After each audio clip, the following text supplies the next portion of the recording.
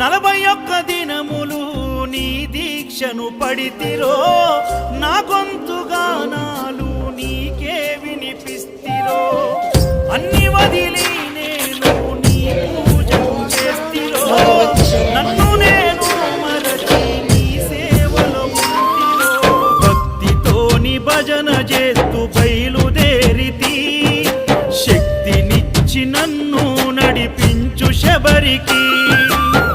నేను అలసిపోతిని నిన్ను చూడలేనని, నీ భక్తుడైనా నే బాటసారిని.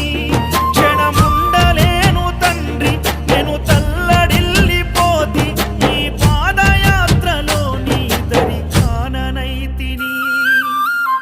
ఎంత దూరం